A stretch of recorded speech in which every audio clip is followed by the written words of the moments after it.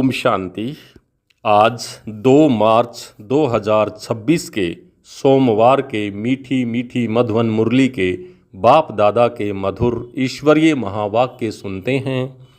मीठे मीठे प्यारे प्यारे बाप दादा ने कहा, मीठे बच्चे याद में रहकर दूसरों को याद का अभ्यास कराओ। योग कराने वाले का बुद्धि योग इधर उधर नहीं भटकना चाहिए।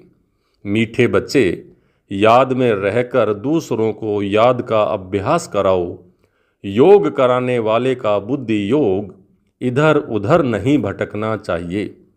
प्रश्न है, किन बच्चों के ऊपर बहुत बड़ी रेस्पॉन्सिबिलिटी है?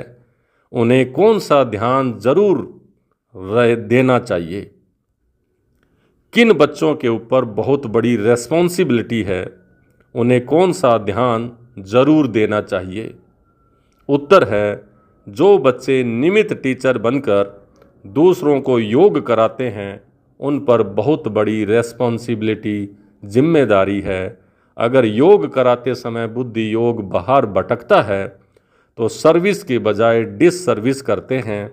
इसलिए यह ध्यान रखना है कि मेरे द्वारा पुण्य का काम होता रहे। गीत चला, ओम नमः शिवाय। मैं आत्मा शिव को नमस्कार करती हूँ। ओम शांति। बाप सभी बच्चों को पहले पहले तो यहाँ बैठ करके लक्ष्य में टिकने के लिए दृष्टि देते हैं कि जैसे मैं शिव बाबा की याद में बैठा हूँ, तुम भी शिव बाबा की याद में बैठो। प्रश्न उठता है कि जो सामने बैठे हैं निष्ठा कराने के लिए, वह सारा समय शिव बाबा की याद में रहते हैं? जो औरों को भी कशिश हो, याद में रहने से बहुत शांति में रहेंगे। अशरीरी हो शिव बाबा की याद में रहेंगे तो औरों को भी शांति में ले जाएंगे, क्योंकि टीचर होकर के बैठते हो ना। अगर टीचर ही ठीक रीति याद में नहीं होंगे तो दूसरे फिर रह नहीं सकेंगे। पहले तो यह ख्याल करना है कि मैं जो उस मासूक बाबा का आशिक हूँ उसकी याद में बैठा हूँ। हर एक ऐसे अपने आप से पूछे। अगर बुद्धि और तरफ चली जाती है, दे अभिमान में आ जाते हैं, तो गोया वह सर्विस नहीं डिस सर्विस करने बैठे हैं। यह बात समझ की है ना। कुछ सर्विस तो की नहीं, ऐसे ही बैठे हैं तो नुकसान ही करेंगे। टीचर का ही बुद्धि योग भटकता होगा तो वह मदद क्या करेंगे? जो टीचर हो बैठते हैं वह अपने से पूछें कि मैं पुण्य का काम कर रहा हूँ, कर रही हूँ। अगर पाप का काम करेंगे तो दुर्गति को पाएंगे, पद भ्रष्ट हो जाएगा। अगर ऐसे को गद्दी पर बिठाते हो तो तुम भी रेस्पॉन्सिबल जिम्मेदार हो। शिव बाबा तो सबको जानते हैं, यह बाबा भी सबकी अवस्था को जानते हैं। शिव बाबा कहेंगे यह टीचर बन बैठे हैं और इनका बुद्धि योग तो भटकता रहता है, यह क्या औरों को मदद करेंगे? तुम ब्राह्मण बच्चे निमित्त बने हो शिव बाबा का बनकर उनसे वर्षा लेने के लिए। बाबा कहते हैं, हे आत्माएं, माँ में कम याद करो। टीचर बन बैठते हो और ही अच्छी तरह उस अवस्था में बैठो। यूं तो हर एक को बाप को याद करना है। स्टूडेंट अपनी अवस्था को समझ सकते हैं और जानते हैं कि हम पास होंगे या नहीं। टीचर भी जानते हैं, अगर प्राइवेट टीचर रखते हैं वह भी जानते हैं उस पढ़ाई में तो कोई खास टीचर रखने चाहें तो रख भी सकते हैं। यहाँ अगर कोई कहते हैं कि हमको निष्ठा में योग में बिठाओ तो बाप की याद में बैठना है। बाप का फरमान ही है, मामेकम याद करो। तुम आशिक हो, चलते फिरते अपने मासूक को याद करो। सन्यासी ब्रह्म को याद करते हैं, समझते हैं कि हम जाकर ब्रह्म में लीन होंगे। जो अधिक याद करते होंगे उनकी अवस्था अच्छी होगी। हर एक में कोई न कोई खूबी तो रहती है ना।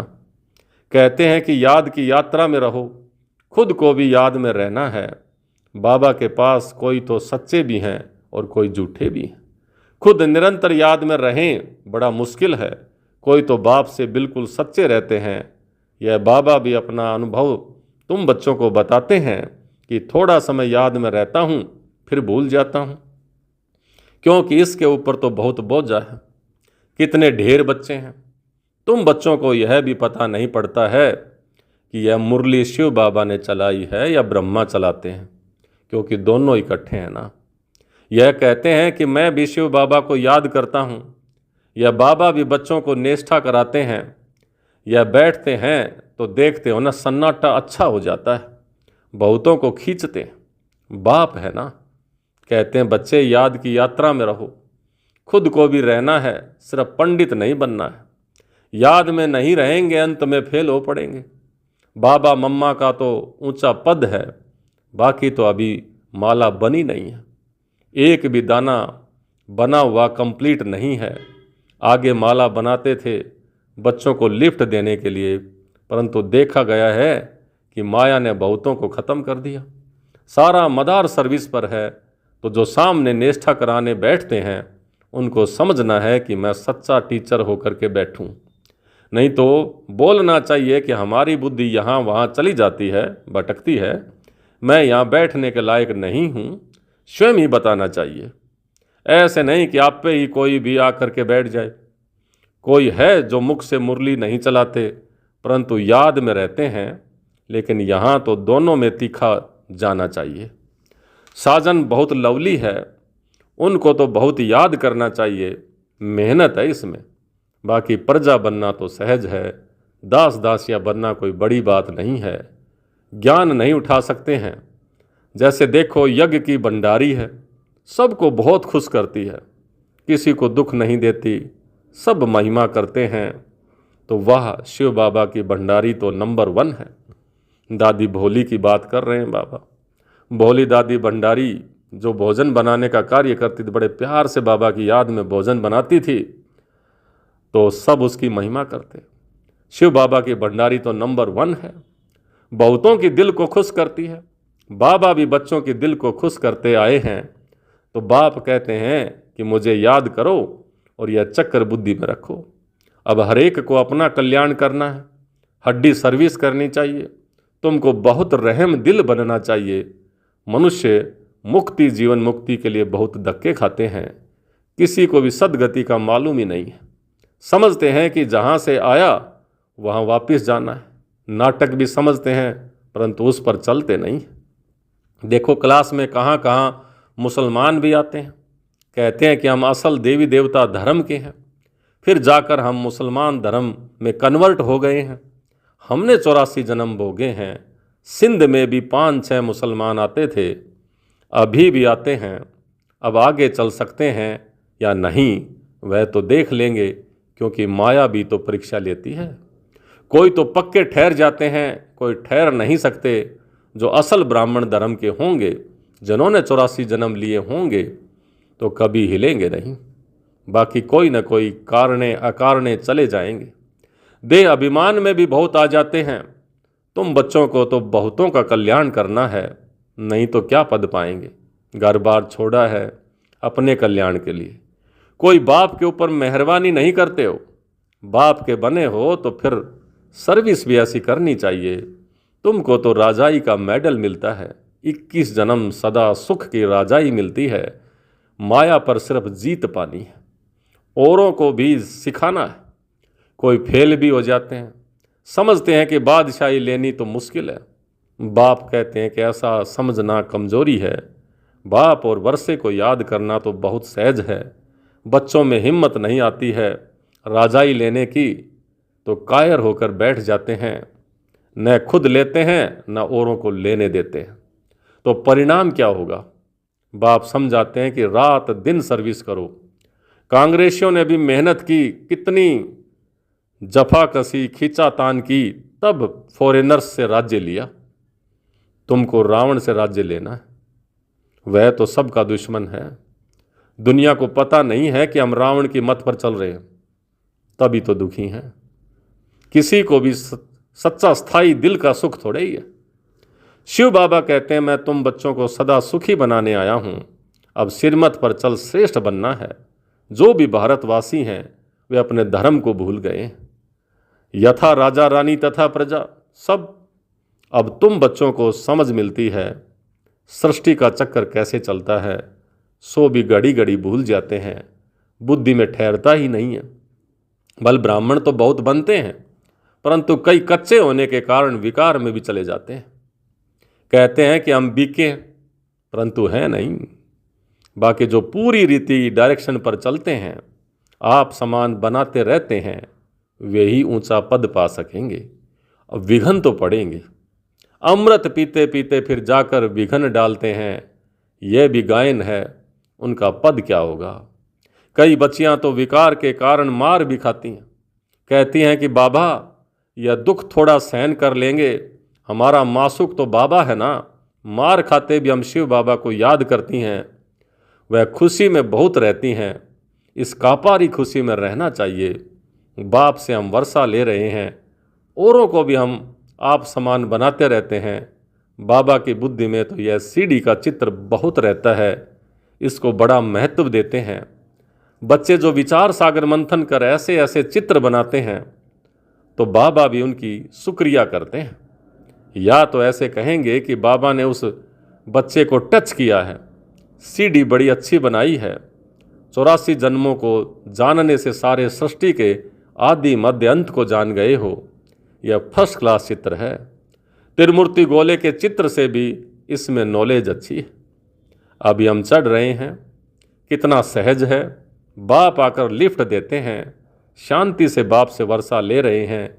सीढ़ी का ज्ञान बहुत अच्छा है। समझाना है कि तुम हिंदू थोड़े ही हो, तुम हो देवी देवता धर्म के, सनातन धर्म के। अगर कहें कि हमने 84 जन्म थोड़े ही लिए हैं, अरे क्यों नहीं समझते हो कि हमने 84 जन्म लिए हैं। फिर याद करो तो तुम फिर से पहले नंबर में आ जाएंगे। अपने कुल का होगा तो ऐसे प्रश्न करेगा ही नहीं कि सब थोड़े ही 84 जन्म लेंगे। लेकिन हमें तो निश्चय है ना, हम तो लेंगे। अरे तुम क्यों समझते हो कि हम देरी से आएंगे।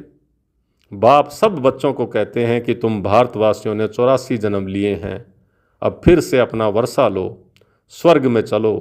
तुम बच्चे योग में बैठते हो, सीढ़ी को याद करो तो बहुत मौज में रहेंगे। हमने 84 जन्म पूरे किए हैं, अब हम वापस जाते हैं, कितनी खुशी होती है। सर्विस करने का भी उल्लास रहना चाहिए। समझाने के तरीके भी बहुत मिल रहे हैं। सीढ़ी के ऊपर समझाओ, चित्र तो सब चाहिए ना, त्रिमूर्ति भी चाहिए। बाबा कहते हैं कि तुम जाओ और मेरे भक्तों के पास उनको यह ज्ञान सुनाओ, वह मिलेंगे ही मंदिरों में। मंदिरों में भी इस सीढ़ी के चित्र पर समझा सकते हो। सारा दिन बुद्धि में यह रहे कि हम बाबा का परिचय दें, किसी का कल्याण करें। दिन प्रतिदिन बुद्धि का ताला खुलता जाएगा। जिनको वर्षा पाना होगा वह आएंगे, दिन प्रतिदिन सीखते भी रहते हैं। कईयों पर ग्रहचारी बैठती है तो बाबा को समझाना पड़ता है, वह नहीं समझते कि हमारे ऊपर ग्रहचारी है, इसलिए हमसे सर्विस नहीं होती। सारी रेस्पॉन्सिबिलिटी तुम बच्चों पर है। आप समान ब्राह्मण बनाते रहो। सर्विस पर रहने से बहुत खुशी होती है, बहुतों का कल्याण होता है। बाबा को बम्बई में सर्विस करने का बहुत मज़ा आता था। बहुत नए नए आते थे। बाबा की तो बहुत दिल होती है कि सर्विस करें। बच्चों को भी ऐसा रहम दिल बनना चाहिए, सर्विस पर लग जाना चाहिए। दिल में यह रहना चाहिए कि जब तक हमने किसी को आप समान नहीं बनाया है, तब तक भोजन नहीं खाना है। पहले पुण्य तो करूं, पाप आत्मा को पुण्य आत्मा बनाएं, फिर रोटी खाएं। तो सर्विस में जुटा रहना चाहिए। किसी का जीवन सफल बनाएं, तब रोटी खाएं। आप समान ब्राह्मण बनाने की कोशिश करनी चाहिए। बच्चों के लिए मैगजीन निकलती है, लेकिन बीक के इतना पढ़ते नहीं हैं। समझते हैं कि हमको थोड़े ही पढ़ना है, यह तो बाहर वालों के लिए है। बाबा कहते हैं बाहर वाले तो कुछ समझेंगे नहीं, बिगर टीचर के। यह है ब्रह्मा कुमार कुमारियों के लिए, तो पढ़कर रिफ्रेश हों, परंतु वे पढ़ते नहीं हैं। सभी सेंटर्स वालों से पूछते हैं कि सारी मैगजीन कौन पढ़ते हैं, मैगजीन से क्या समझते हैं, कहाँ तक ठीक है। मैगजीन निकालने वाले को भी आफरीन देनी चाहिए कि आपने बहुत अच्छी मैगजीन लिखी है, आपको धन्यवाद करते हैं। मेहनत करनी है, मैगजीन पढ़नी है, यह है बच्चों को रिफ्रेश होने के लिए। लेकिन बच्चे पढ़ते नहीं हैं। जिनका नाम बाला है उन्हों का सब बुलाते हैं कि बाबा भाषण करने के लिए हमारे पास फलाने को भेजो। बाबा फिर समझाते हैं कि खुद भाषण करना नहीं जानते हैं क्या, तब तो मांगनी करते हो, तो सर्विसेबल को कितना रिगार्ड देना चाहिए। अच्छा, मीठे मीठे सिक लिधे बच्चों प्रति माता पिता बाप दादा का याद प्यार और गुड मॉर्निंग। रूहानी बाप की रूहानी बच्चों को नमस्ते। हम रूहानी बच्चों की रूहानी बाप दादा को याद प्यार, गुड मॉर्निंग और नमस्ते। नमस्ते मीठे बाबा, बहुत बहुत शुक्रिया आपका। धारणा के लिए मुख्य सार। पहला, राजाई का मेडल लेने के लिए सबकी दिल को खुश करना है। बहुत बहुत रहम दिल बन अपना और सर्व का कल्याण करना है। हड्डी सेवा करनी है। दूसरा, देह अभिमान में आकर डिस सर्विस नहीं करनी है, सदा पुण्य का काम करना है। आप समान ब्राह्मण बनने की सेवा करनी है। सर्विसेबल का रिगार्ड रखना है। आज का वरदान, मनन शक्ति द्वारा वेस्ट के वेट को समाप्त करने वाले सदा शक्तिशाली भवें। मनन शक्ति द्वारा वेस्ट के वेट को समाप्त करने वाले सदा शक्तिशाली भव। आत्मा पर वेस्ट का ही वेट है। वेस्ट संकल्प, वेस्ट वाणी, वेस्ट कर्म, इससे आत्मा भारी हो जाती है। अब इस वेट को खत्म करो। इस वेट को समाप्त करने के लिए सदा सेवा में बिजी रहो। मनन शक्ति को बढ़ाओ। मनन शक्ति से आत्मा शक्तिशाली बन जाएगी। जैसे भोजन हजम करने से खून बनता है, फिर वह शक्ति का काम करता है, ऐसे मनन करने से आत्मा की शक्ति बढ़ती है। आज का स्लोगन, जो अपने स्वभाव को सरल बना लेते हैं उनका समय व्यर्थ नहीं जाता। जो अपने स्वभाव को सरल बना लेते हैं उनका समय व्यर्थ नहीं जाता। ये अव्यक्त इशारे निश्चय के फाउंडेशन को मजबूत कर सदा निर्भय और निश्चिंत रहो। जो निश्चय बुद्धि होगा वह निश्चिंत होगा। उसे किसी भी प्रकार का चिंतन व चिंता नहीं होगी। क्या हुआ, क्यों हुआ, ऐसे नहीं होता तो यह व्यर्थ चिंतन है।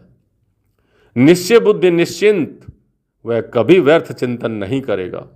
सदा सब चिंतन में रहने वाला स्वस्थिति से परिस्थिति पर विजय प्राप्त कर लेता है। अच्छा, ओम शांति।